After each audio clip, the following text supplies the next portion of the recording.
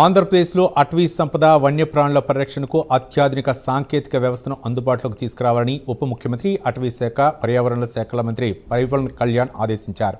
కర్ణాటకలో అమలవుతున్న సాంకేతిక విధానాలను అధ్యయనం చేసి రాష్ట్ర అటవీ శాఖ ఐటీ బృందం అందించిన నివేదికను పరిశీలించిన పవన్ కళ్యాణ్ అక్కడ సత్ఫలితాలు ఇస్తున్న విధానాలను ఏపీలోనూ అమలు చేయాలని సూచించారు. నూతనంగా నిర్మిస్తున్న అరణ్యరామంలో అత్యాధునిక integrated command and control centre ఏర్పాటు కోసం కార్యాచరణను సిద్ధం చేయాలని అధికారులను ఆదేశించారు.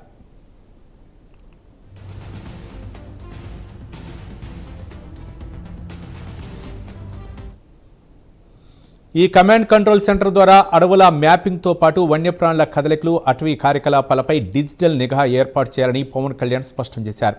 జియో స్పేషియల్ డాష్బోర్డ్, డ్రోన్లు, కెమెరా ట్రాప్లను ఉపయోగించి వన్యప్రాణుల సంఖ్యను విశ్లేషించడంతో పాటు అటవీ మార్గాల్లో వాహనాల ట్రాకింగ్, సిబ్బంది గస్తీ, అటవీ అగ్ని ప్రమాదాలు, మానవ వన్యప్రాణి ఘర్షణలను ఒకే కేంద్రం నుంచి పర్యవేక్షించే వ్యవస్థను తీసుకురావాలని పవన్ కళ్యాణ్ సూచించారు.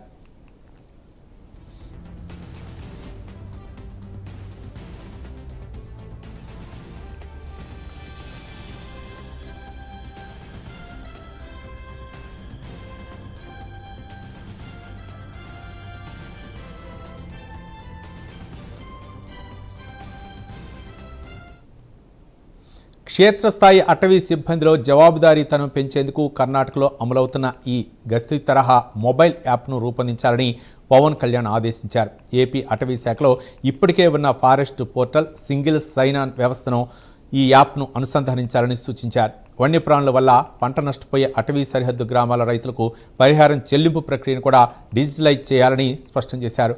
పరిహారం విషయంలో పారదర్శకత పెంచడంతో పాటు బాధిత రైతులకు వేగంగా సాయం అందేలా GIS ఆధారిత ధృవీకరణ వ్యవస్థను అమలు చేయాలని పవన్ కళ్యాణ్ అధికారులను ఆదేశించారు.